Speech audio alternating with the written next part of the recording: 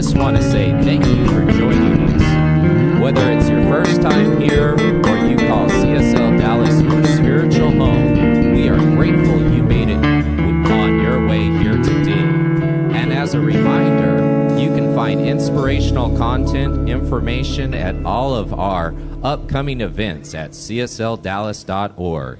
We have so much in store for you today, so please put your hands together for the CSL Dallas Band.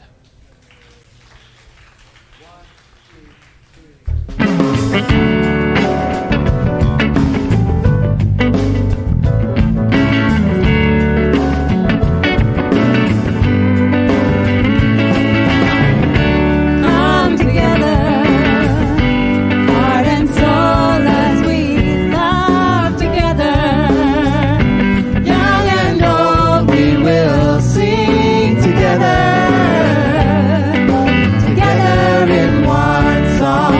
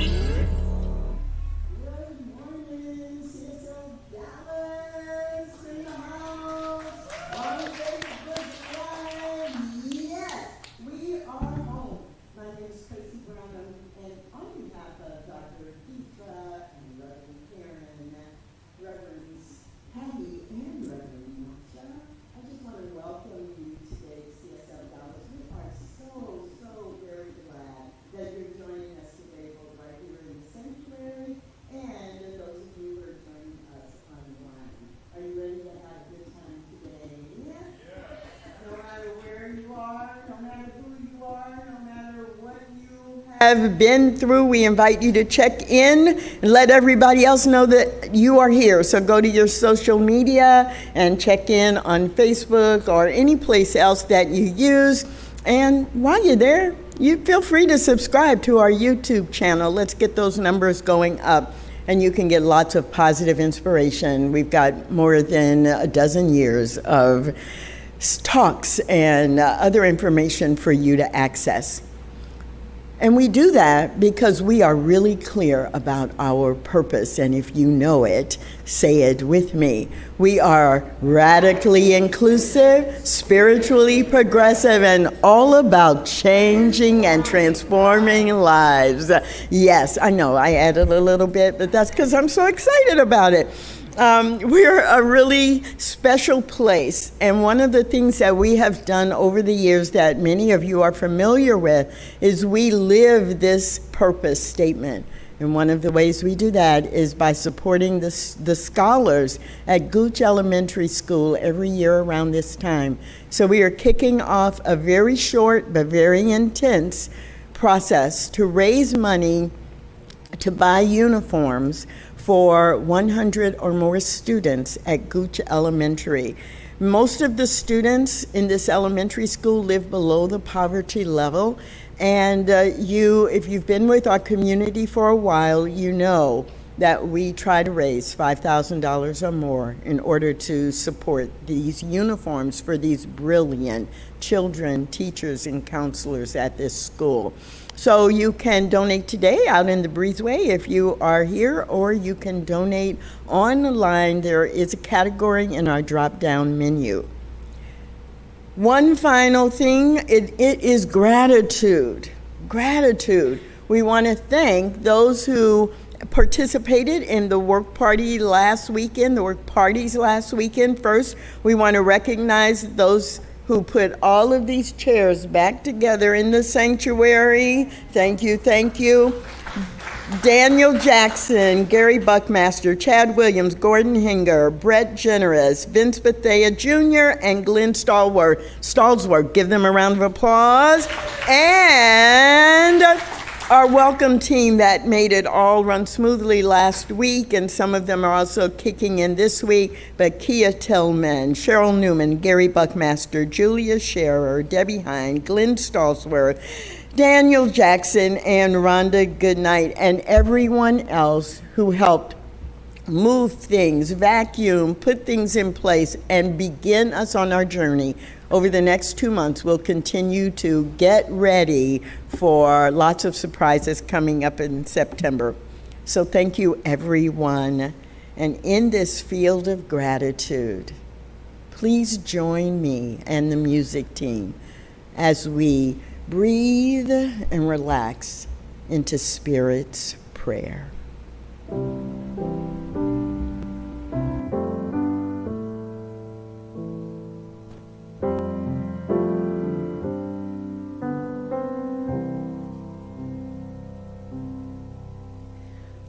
Loving Spirit dwells in me. This is my divinity.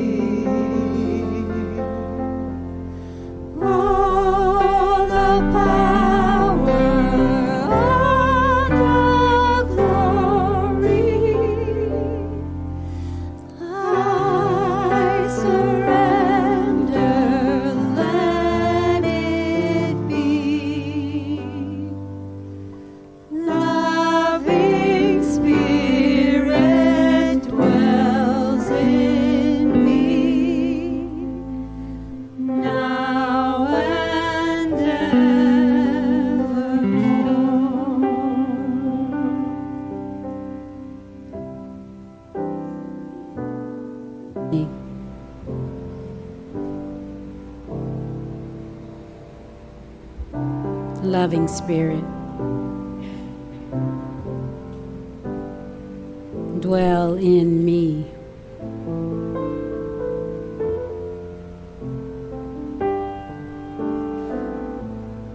I know it dwells in me, for it dwells in all of life.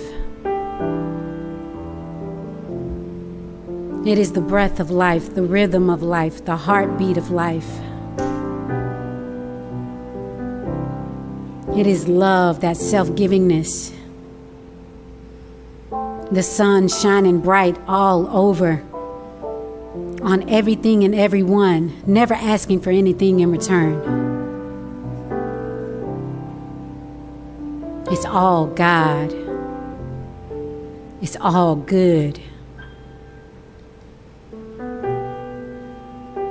And as I know that God expresses in, as, and through each and every aspect of life, I know that God is here right now. I know that all that I need is here right now. For there is no time in God, there is no space, there is only right here, right now. And I just breathe that in. I feel the support of this floor relaxing into the support of God, the support of life. Knowing that Spirit and I are one. Knowing that I am guided as I move and groove through this life. That I see God in each and every person that I see. I see God in myself.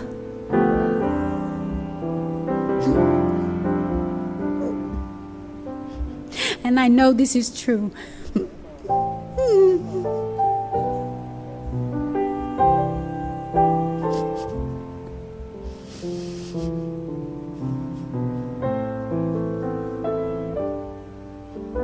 And so as I rest in this truth, I know that this day, this time is blessed. I know that this service is blessed. I know that as we go through the rest of this day, the rest of this week, the rest of this year, it is already blessed.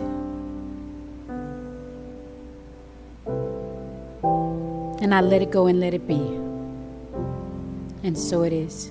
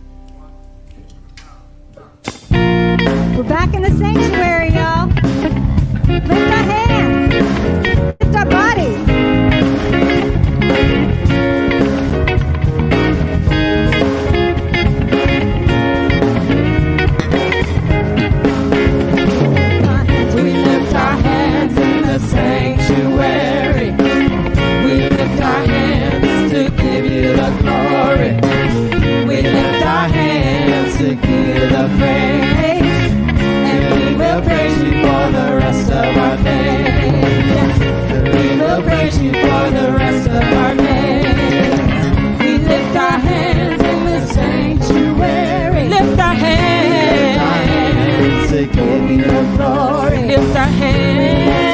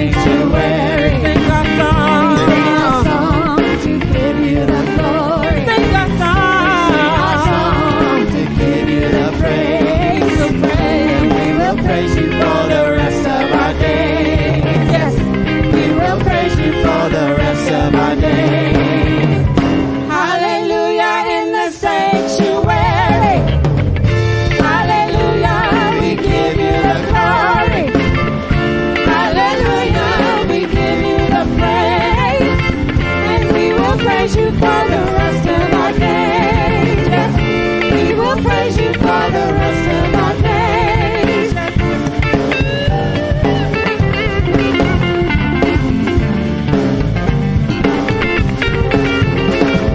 Yes, yes. Say yes, God, for the rest of our days. Say yes, yes. Oh yeah. Yes, God, for the rest of our days. Say yes, yes. Yes, God, for the rest of our days. Say yes. Yes, God, for the rest of our days. And we will praise you for the rest of our days. Yes, we will praise you for the rest of our days. Yes, we will praise you for the rest of our days.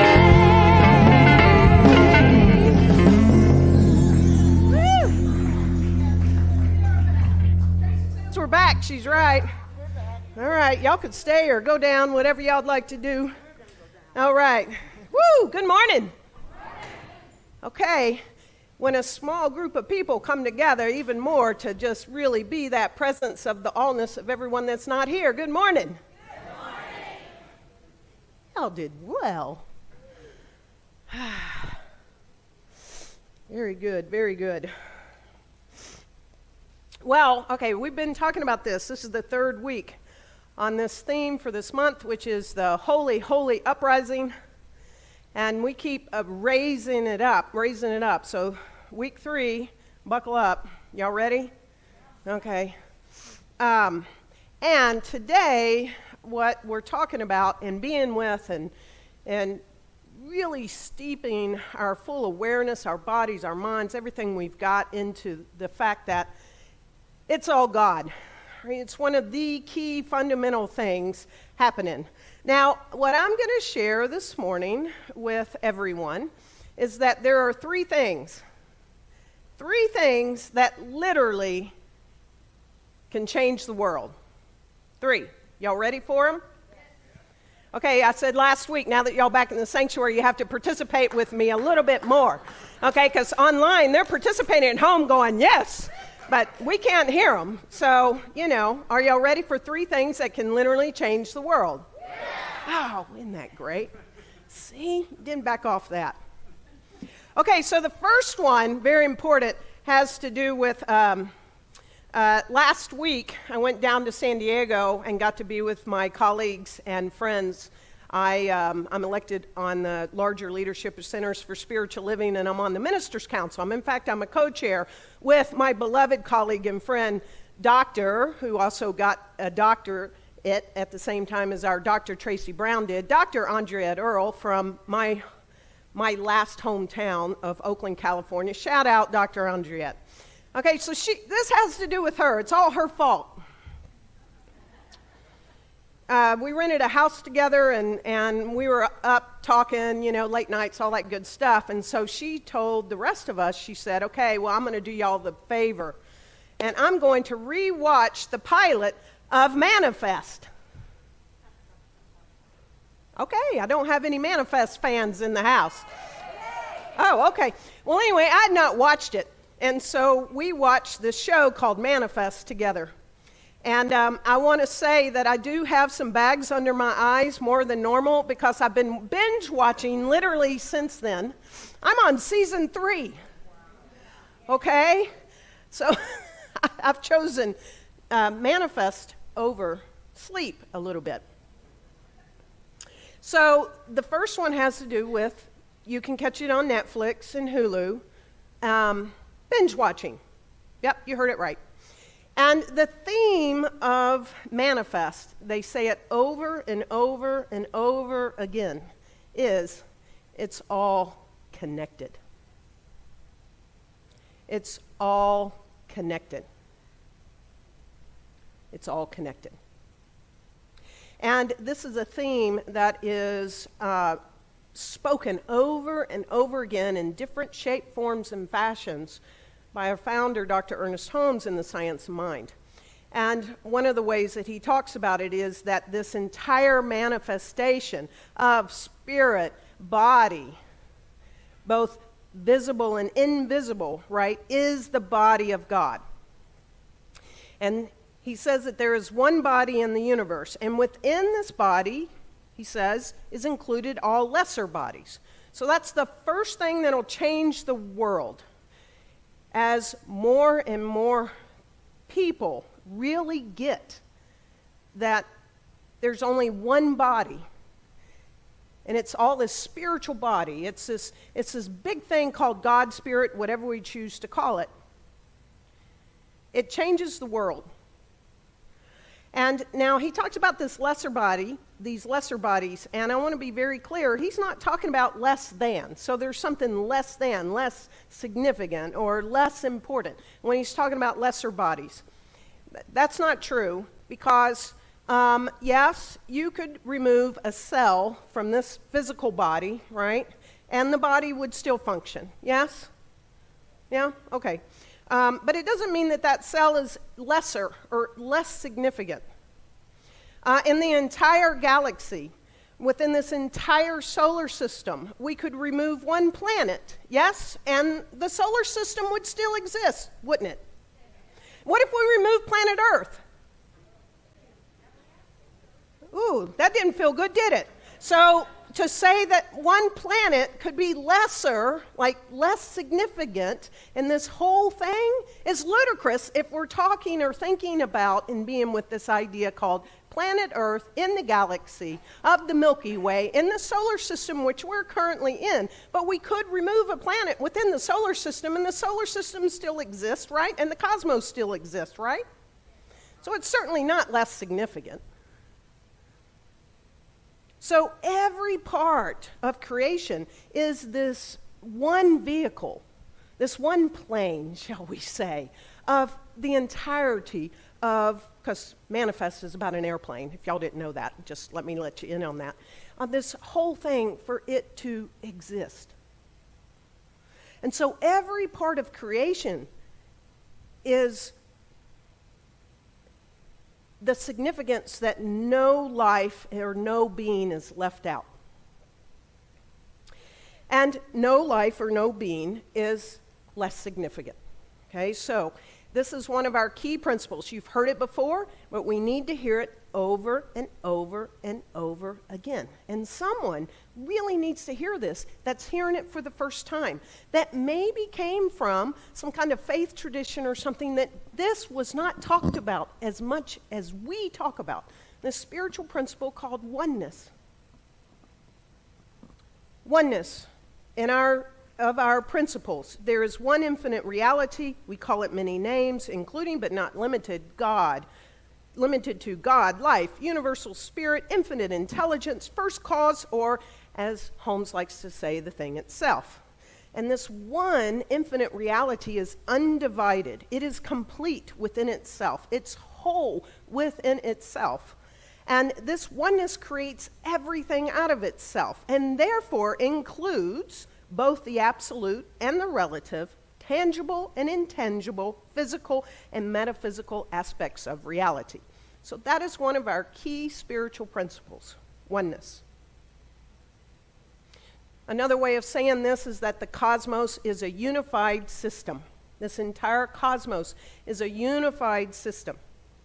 And we know that physicists used to view our universe as being composed of all these separate fragments, of all these individual things. But as we've progressed in our infinite intelligence and our awareness and everything, the physicists are now like, oh, okay, well, despite its unimaginably vast size, the universe is increasingly regarded as a single functioning system, one single system.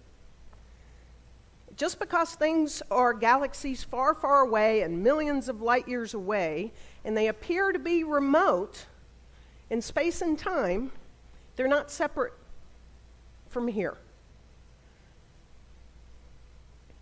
And so scientific experiments have shown that these things that seem to be separate are virtually connected in fundamental ways, and that they transcend ordinary time and space. And if you haven't heard of these quantum physics experiments, especially the one called non-locality, it's been proven. And it's sort of non-locality is one of the most incredible insights in science.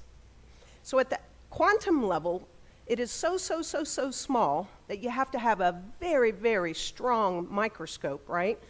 That everything is interconnected. And this universe is unified in this web. It's all this unbroken wholeness. And non-locality proves that every part of reality is entangled in every other part. So, physicist David Bohm says that ultimately we have to understand the entire universe is a single, undivided whole. And we've been talking, Peter and I, and even yesterday at our core council meeting, we talked about the intersectionality, the interconnection of all of this. And again, back to this wonderful show called Manifest, it's all connected. It's all connected. The gentleman that I also want to bring forward for us today, if you don't know his work, he has brilliant books. I read his first book easily 20 years ago, is Dr. David Hawkins. He started with a book called Power versus Force. And I'll talk a little bit about that later. But David Hawkins says that all of life is revealed to be a pulsating symphony of interplaying energies. The mutual dependence and interpenetration of all things is observable. We can observe it as one leaves duality. So when we leave this thought and this idea in our life of there's actually two things happening, like there's God and me, there's spirit and me, it's like deciding on what car you're going to buy next. You see it everywhere. And so when we release this idea of duality, we can begin to observe it everywhere we go, because oneness, he says, is central to all of life.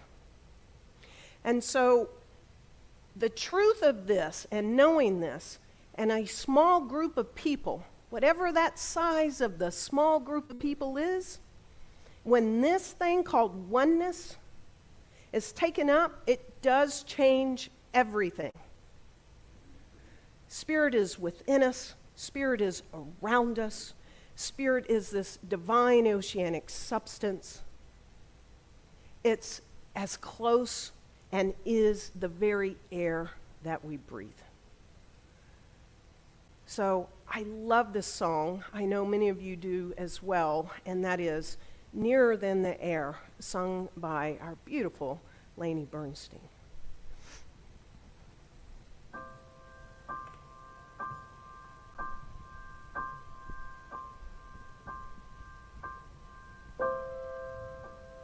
Like the air around me,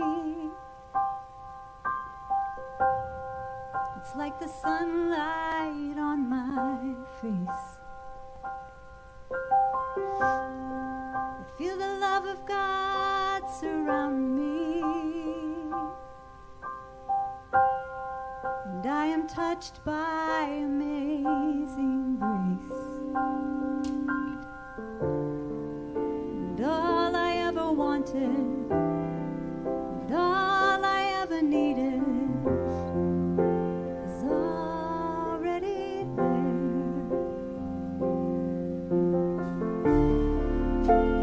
Closer than the sunlight, nearer than the air. And I breathe in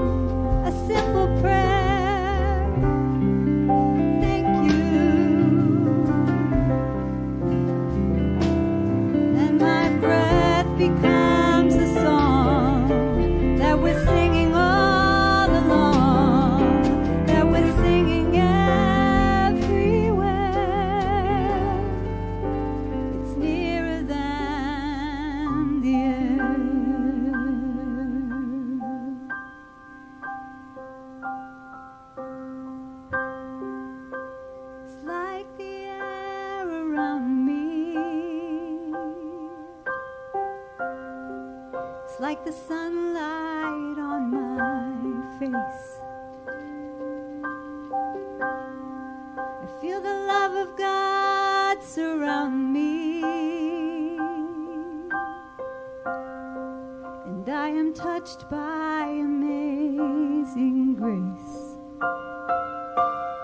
And all I ever wanted, and all I ever needed is already there,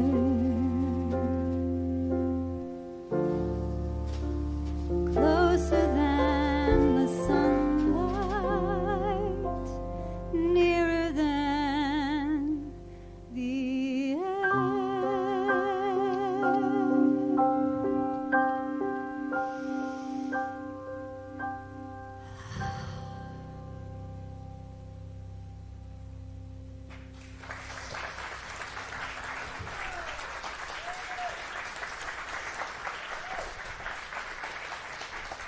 Whew. Thank you, Lainey. Oh, I needed that. Did y'all? I know that the theory of this thing called oneness is great, but it's the how to remember that in moments. And yeah, so that song is one of the ways that I get to remember, like, there's only one thing happening, it's all God. It's everywhere present. It's all around me. And it's nearer than the air. So yesterday morning, yes, it was yesterday morning, I had an experience, and I had to remember that yet again. I'm really working to ensure that I can spend my day off with my granddaughter, Aria, which many of you know, and so I did that, and I arranged for a time yesterday morning because I had meetings starting early yesterday morning, and I arranged for a time to meet halfway. So I'm out in Hearst, driving to Hearst, Texas at Starbucks, 8:20 a.m., be there, and I'll pass her back to the parents. And Petra's son, Jason, was like, no problem, got it, yep. And I went, I'm here, because I arrived early. And so that I'd be on time, and then he calls me and he says, well, maybe you should meet me closer to where I'm driving because I got stuck in traffic and I could just feel everything like tightening up in me. And I'm like, where? I use GPS. I don't know where I am really out here. So where do you want me to meet you now halfway from where you're coming from? And he said, I just dropped you a pin, in Google Maps. I dropped you a pin. I'm like, oh, okay, I can follow that. And so I'm like, okay, and I didn't have him on speaker because I was in the back seat playing with my granddaughter till he arrived. And so I said, hey, I'm not on speaker, so I'll just meet you at the pin. So I get there at some parking lot with all these trucks. I don't know where I'm supposed to meet him, but there is a 7-Eleven across the street, and I'm like, okay, I'm going to the 7-Eleven. And so I call him, and I'm like, hey, I'm here at the 7, I'm pulling in right now. And I'm like, oh, okay, great. And he's not there. And I'm like, I'm at the 7-Eleven. He said, no, I'm at the Starbucks. What I didn't hear him say is, don't move. I'll just come on to the Starbucks. It's going to be faster if you just go to, do you feel me now? I'm on like wave 2. And I'm like, I've just now driven 11 minutes further out in order to meet you at a pin of a place that I don't know. And you're back at where I started from, and and Aria's in the car. And so I feel myself ramping up.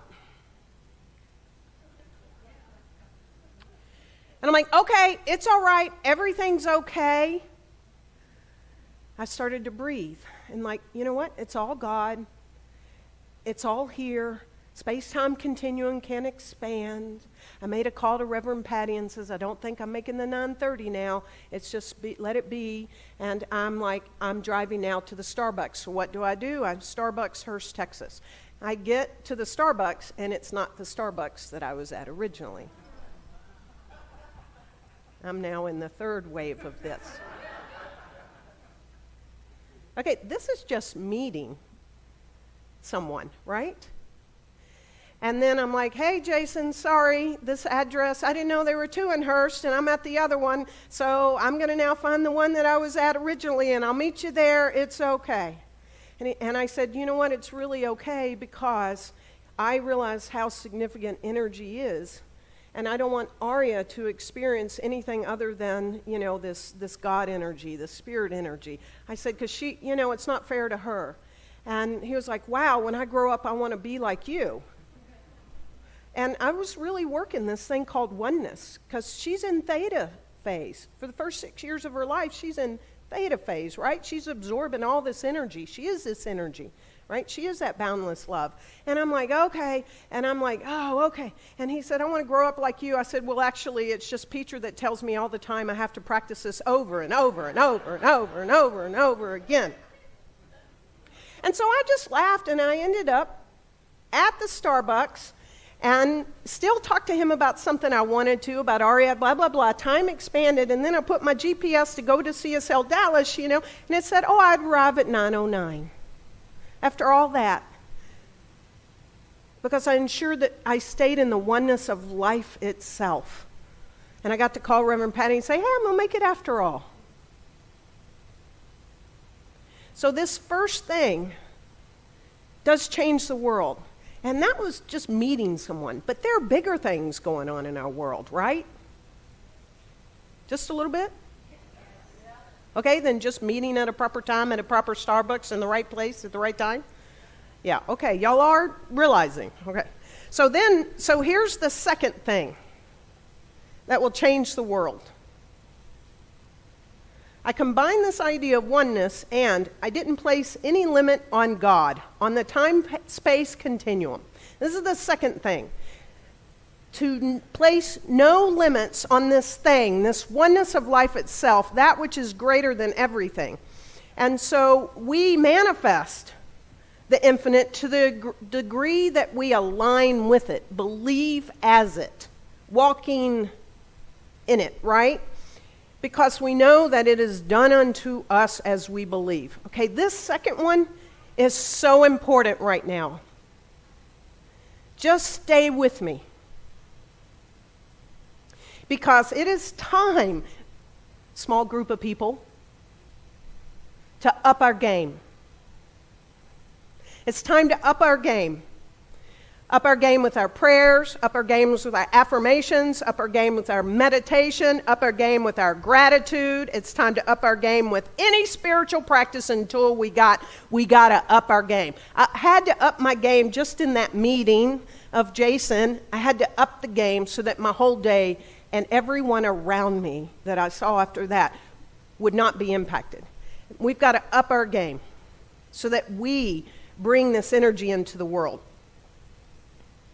And as we up our game and we begin to see ourselves and we're living from the truth of our being, and that we begin to experience that inner life is bigger and bigger and bigger, and it's more real than our external circumstances, then these external circumstances must change. They must change to accommodate our mental equivalent. So our belief sets the limit to our demonstration of a principle which of itself is without limit. It is ready to fill everything because it is infinite. Now, why am I bringing this up? Can you imagine why I'm bringing this up? Anybody? Shout it out from at home. Anybody? Can you imagine why I'm saying and pressing on this second thing? To understand that this principle of itself is without limit. Anybody? Okay? All right. So what's going on right now on this planet that's still existing in our solar system, in the Milky Way, in the cosmos? Okay, I'll help you. Climate change. This is what we were talking about yesterday as a core council. We were talking about two key topics. And I use the word topics because Dr. Tracy Brown taught me not to use the word issue. And I use the word topic. There are two key topics we talked about, and that's climate change and our democracy. I'm not going to talk about that one today, but I am focusing on climate change. Okay, it's really significantly important. Because our planet right now is on fire thanks to our generation and our parents' generation. I'm not saying that everybody before that didn't have something to do with it. But, it's significantly. Our Arctic Circle is on fire. The Northwest is on fire. The town of Lytton in British Columbia burned the whole town to the ground. That's Canada, right? And there are all these record-breaking heats and wildfires going on, and if it's not a fire, it's a flood. Okay, we've got flooding in Germany and all of Europe. We've got flooding, that's just in the past, few days news, right? There's all kinds of flooding going on. So someone on our core council sent us all this article I want to share with you. It says scientists back in the 1970s of the MIT, Massachusetts Institute of Technology, MIT, created a method to determine when the fall of society would take place. 1970, created a method. Want to guess when it is?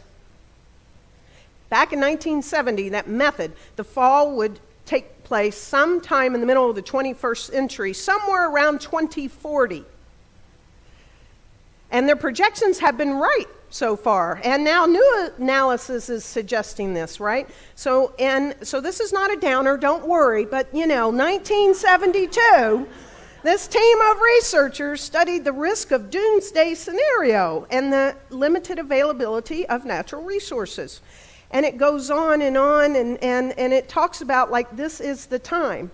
But the woman that now presently has looked at this study that was done back in 1970 says the great thing is her study concluded that society has about another decade. I want y'all to hear this, everybody. Another decade to change courses and avoid collapse by investing in sustainable technologies and equitable human development. Okay, so no one else can do this for us because we are the ones. And this is the place that we stand on this number 2, that there are no limits and that we can do this together. Okay, that's what we can do this together. And we can do this because it's been done before. And it's been done before by an amoeba. And if an amoeba can do it, we can do it. Want to know about the amoeba? Okay. Okay, so most of its life, this slime mold exists as a single-cell amoeba. And when it needs food, however, it can transform itself into a larger entity with new capacities. Yes. Okay, hold on. So these individual amoebas send out signals to each other. Okay? Anybody watching Manifest knows what's going on. Okay? They send out signals to each other nearby and thousands assemble. These little single-cell amoebas start to assemble. And when they reach critical mass, they organize themselves without the aid of any apparent leader. We don't need a leader, right? And into an organism that can move across a forest floor. And upon reaching a better feeding area, they release spores from which new amoebas are formed, thus under conditions of great stress. The forest slime mold is able to mobilize a capacity for collective consciousness and action so as to ensure its own survival. So it is time for us to be forest slime mold, folks. Bumper sticker, I'm a forest slime mold.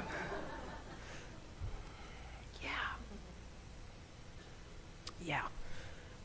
Creation is, Ernest Holmes tells us creation is the logical result of the outpush of life into self-expression, and it is coming forth of spirit into manifestation. The one encompasses and flows through all. It's happening. It's spilling itself into numberless forms and personalities. These forms and personalities propelled by a cosmic urge. We've got the cosmic urge. It's upon us. And it brings them into being And each of us have within ourselves this impulse that's planted by the divine. And since the divine is limitless and perfect, it must and ultimately will bring creation into a state of perfect manifestation. I needed to hear this week when I kept looking at the news. And so this cosmic urge is within each of us, and it's this urge of oneness, of all of life itself. It's bringing the slime mold together in the forest. This is who we are. And it's bringing us together from all faiths, from all backgrounds, from all political. It's happening on this world, and we're the ones to see that. We're the ones to know that. We're the ones to demand that. We're the ones to claim that. We're the ones to command it. Because this principle is limitless. And our higher consciousness, as we each do this, it benefits the world. David Hawkins, Dr. David Hawkins, if you don't know his work, Power versus Force, what he did was he calibrated human consciousness from the lowest vibration to the highest vibration. And he put it on a scale from 1 to 1,000. Everything can be calibrated. And we humans were living at the different levels of consciousness. All these levels, along with the truth level of any true and false style inquiry, it's through kinesthetic, yes, no style, weak, strong, right? Can be calibrated on this scale of 1 to 1,000. And according to Dr. Hawkins, any person, any concept, okay, any thought or any object that calibrates at 200 or above is positive. 200 or above is positive. And that starts at the level of integrity. Anything below, so it's called power. 200 and above is power, 200 and below is negative, force. So we are right in the midst of calibrating at a whole new level. And we're the ones we've been waiting for. Let me give you a couple of interesting facts on this calibration thing that he found out through his life's works of studying this. Powerful patterns are associated with health.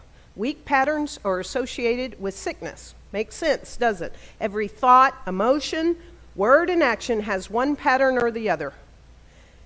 Every moment of our day, we are either moving towards health or sickness based upon our thoughts. We can change our thoughts right then and there and calibrate above 200. Everything calibrates at certain levels from weak to high, including books, food, water, clothes, people, animals, buildings, cars, movies, sports, music, you name it. It's sort of looking like right now, overarchingly, the music today is calibrating below 200, what our young people are listening to. So that's bringing lower levels of consciousness around. So we can up the music. Most movies, think about what you're watching, can weak or make you strong, right? And 85% of the human race calibrates below the critical level of 200.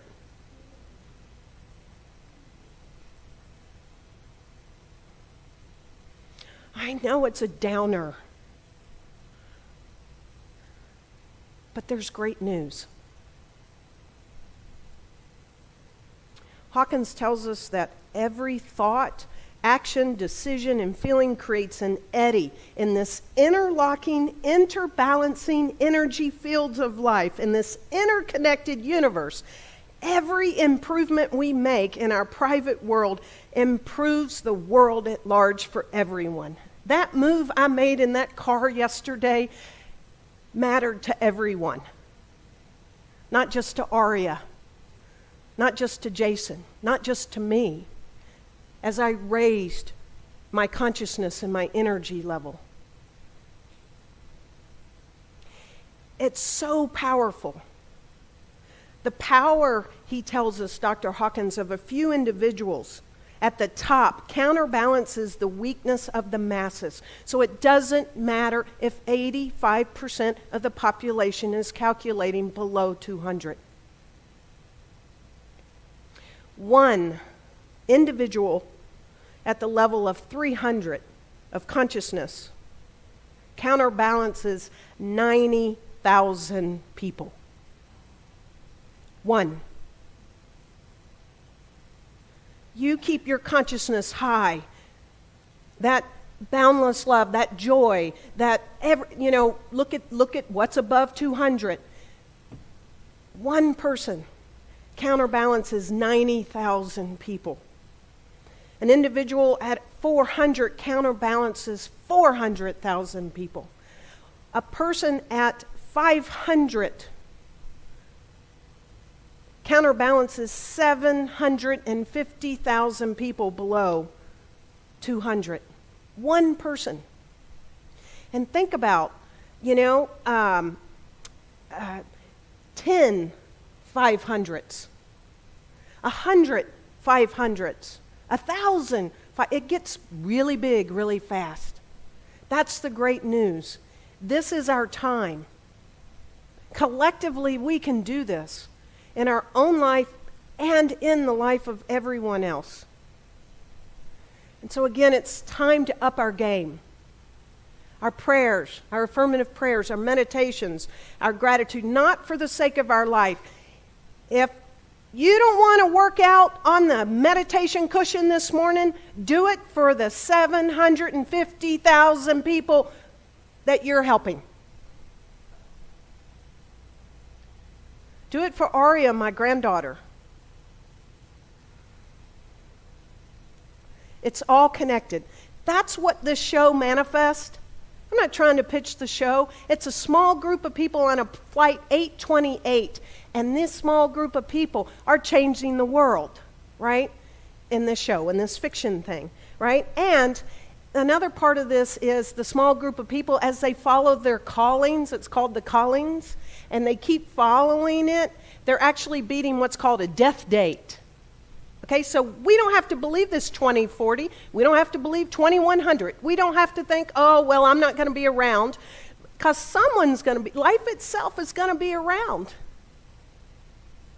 And we've got to follow this calling.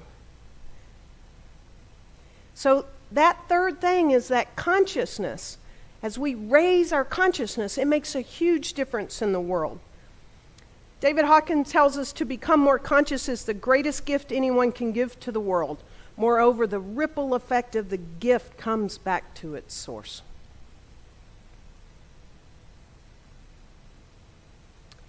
And he also says that the decision to overlook the seeming inequities of life instead of reaching to them is a choice. So we have a choice to use our consciousness, to use our actions, to use our good for all of humanity right now. In this interconnected universe, every improvement we make in our own private world improves the world at large for everyone. You are one of those that counterbalance so many people. We're on this plane together. We're on the manifest of passengers. We have the spiritual community. We have the spiritual practices, and we have the spiritual tools to do it. And so I implore you to keep using that tool, that spiritual principle of oneness, to know that there is no limit to this, because we can do it. And as we raise our consciousness every single day, we are making a difference in the lives of all of those that aren't even on this planet right now. We're making a difference in the lives that have yet to come. So no matter what your day looks like, no matter what the news shows you, know that we've got this, and we've got this together. And I'm so grateful to know that you're on this plane with me. And so it is.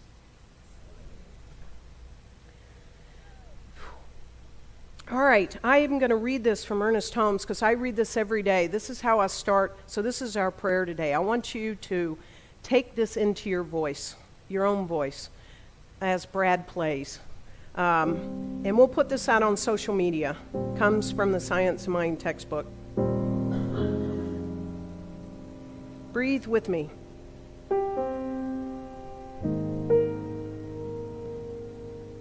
I am filled with inexhaustible energy of life. I am filled with limitless enthusiasm for living. There is a deep calm at the center of my being, which is undisturbed, which is forever at peace with the universe around me. I know that the power of good will prevail, and that there is being worked out now in the minds of men and women everywhere a divine pattern of freedom, protection, and cooperation for all people. I know that no thoughts of doubt or depression can enter my consciousness. There is nothing in me that receives them. I live in the buoyancy of spirit. There are no doubts in my consciousness. I have an ever-deepening appreciation for all people, an ever-deepening sense of gratitude for the knowledge that the spirit cannot be assailed.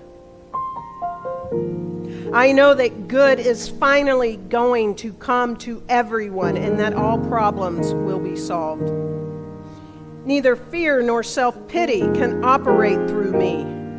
I am alive with life, with joy, and continuously upheld by a deep, unshakable conviction that there is a power and a presence and an intelligence in the universe which is working out a perfect pattern for human conduct and relationships. I rest in peace, in joy, and in love, and know that this is not only true for myself, it is true for every single person that lives. And so it is.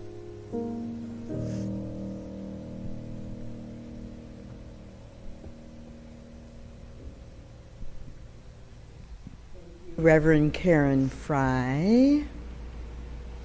Beautiful. I don't know. Do you, like me, want to be one of those people who's at least at 200 and impacting 90,000 others? Yeah. One of the ways that I know I can do that, and I invite you to do that, is to give financially in support of CSLDallas. That which we do in this community makes a huge difference in things we see and in things we don't see, in people we know and in people we don't know.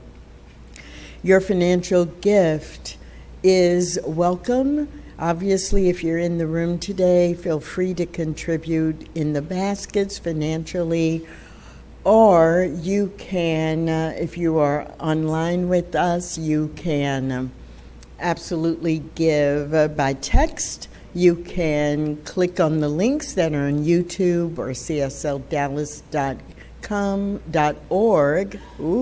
CSLDallas.org/give. But please give in support, not only of your community, but in all of the work and the impact each one of us makes in the world. Anybody ready for a big breakthrough? There are only like 100 people in the room ready for a big breakthrough, and I know all of you online are as well. And so on Saturday, July 31st, right here on campus, live session, Reverend Karen will be facilitating an amazing 2-hour workshop. And it's called Break Through Your Limitations and Transform Your Life. Now, don't come if you don't want to break through whatever it is that's limiting you. Really. Unleash your limitless potentiality, creative ideas, and financial freedom. So the process in these 2 hours, it's filled with exercises and experiential activities. Someone says that it will even include some board breaking. Really, you can do it. Karen says you can do it. She can show you how. So register today at CSLDallas.org. Reverend Karen just talked about It's All God, and if you were like me, you took a lot of that in. We've got an 8-week class coming up. It starts this Thursday, so if you're not registered and you really want to understand more about how all of life is all of God, then please join practitioner Doreen Breedlove. She will be leading this, and it's based on a book by William Starkey that's titled It's All God. And in the class, you get the opportunity to gain further information and deeper understanding of the key to spiritual healing, true transformation, forgiveness, and the daily expression of our divine humanity and how you can do that. One more announcement, and that is about a class, and that is about a class that most of you have not taken because we've really just recently started offering it in all of Centers for Spiritual Living, and it is called The Keys to the Spiritual Path.